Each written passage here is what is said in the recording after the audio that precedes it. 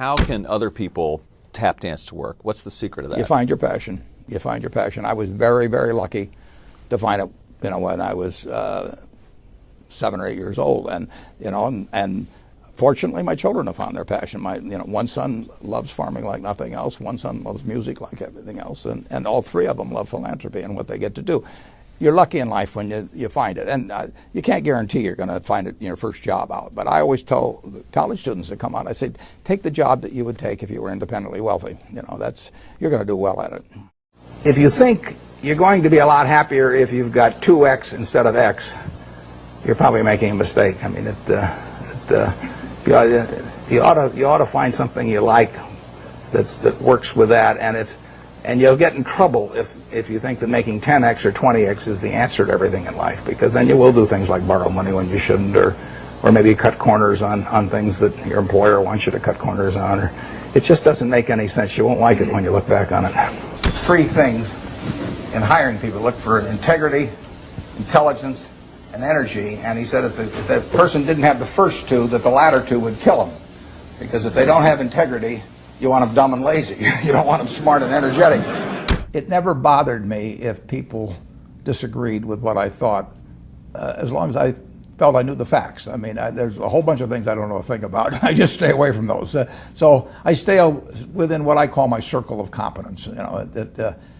Tom Watson said it best. He said, I'm no genius, but I'm smart in spots, and I stay around those spots. Well, I try and stay around those spots, and I just don't have a problem if somebody says, you're wrong on something. I go back and look at the facts, and I think that really is much more important, frankly, than having a few points of IQ or having an extra course or 2 in school or anything of the sort. You need emotional stability.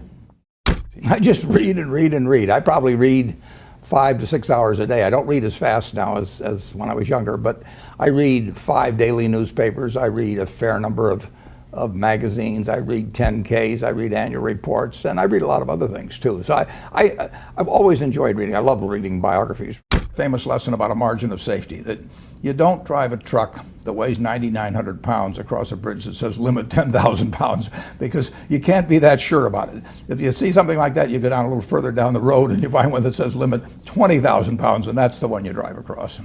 The nature of capitalism is that people want to come in and take your castle. It's perfectly understandable. I mean, if I'm selling television sets or something, there's going to be 10 other people that are going to try and sell a better television set. If I have a restaurant here in Omaha, people are going to try and copy my menu and give more parking and take my chef and so on. So capitalism's all about somebody coming and trying to take the castle. Now, what you need is a castle that has some durable competitive advantage, some castle that has a moat around it. And that moat, one of the best moats in many respects, is to be a low-cost producer. But sometimes the moat is just having more talent. I mean, if you're the heavyweight champion of the world and you keep knocking out people, you've got a competitive advantage as long as you can keep doing it. And it's very profitable if you're the one that happens to be able to do it. If you can turn out great motion pictures, I mean, Steven Spielberg, I mean, he's a fellow to bet on, and it has enormous economic value. You'd be surprised at my days. I mean, they're very unstructured, no meetings, none. I mean, I don't like meetings, and I read a lot. I wish I were a faster reader. I'd get more done, but I do read a lot, and I'm on the phone a moderate amount. Our businesses run themselves basically out there. My job is allocating capital, and that's what I'm thinking about. But I don't like to have things all packed hour to hour to hour. And Bill and I are both extraordinarily lucky. I mean, we really get to do what we like to do, the way we want to do it, with people that we choose to be around, and they're terrific. I mean, we've really got everything our way, and we're very fortunate. And in his world, he has a different kind of pace than I have, but we both love it the way we do it. And my guess is that we're each the most productive in that particular mode too, because it fits our personalities and aptitudes. What kills great businesses, if you look at, I do believe in looking at history, and I like to study failure, actually. And my partner says all I want to know is where I'll die, so I'll never go there.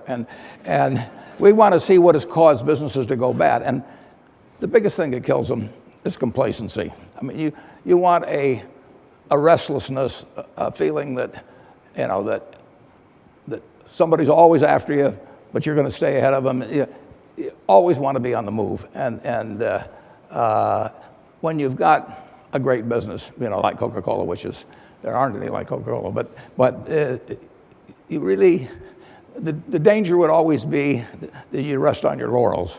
But I see none of that, obviously, at Coca-Cola. But that is the key, to compete the same way when you've got 1.8 billion servings being sold daily as when you were selling, you know, 10 a day. And that restlessness, that belief that tomorrow's more exciting than today, you know, you just have to have it permeate the organization. Who was Ben Graham? He was your primary mentor, model? He was a wonderful man, and he was my professor at Columbia. I read his book when I was 19 at the University of Nebraska, and I'd started investing when I was 11, and I started reading about it when I was like 7. So I'd gone through I read every book in the Omaha Public Library that there was on, by the time I was 12, on investing and stock market. And I had a lot of fun, but I never really found out, I never got grounded in anything. And it was entertaining, but it wasn't going to be profitable. And then I read Graham's book, The Intelligent Investor, when I was at the University of Nebraska. And that just opened the whole thing up to me. Yeah, and I named my oldest son is named Howard after my dad, Graham Buffett, and he was a marvelous man. Never expected anything from me in return. Ben Graham, in his low teens, looked around and he looked at the people he admired, and he said, you know, I want to be admired, so why don't I just behave like them? And he found there was nothing impossible about behaving like them. And similarly, he did the same thing on the reverse side in terms of getting rid of those qualities. You have given a lot of fabulous advice, but what's the best advice that you've ever received?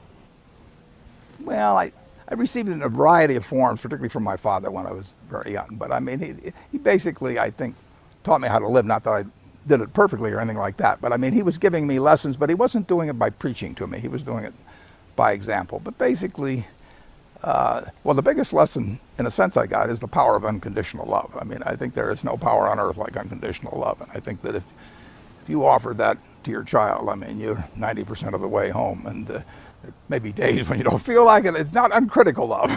That's a different animal. But to know you always can come back, I mean, that is huge in life. That takes you a long, long way. And I would say that every parent out there that can extend that to their child at a very young age, it's going to make for a better human being. And you felt like you got that kind of unconditional love from your dad? I absolutely did, yeah.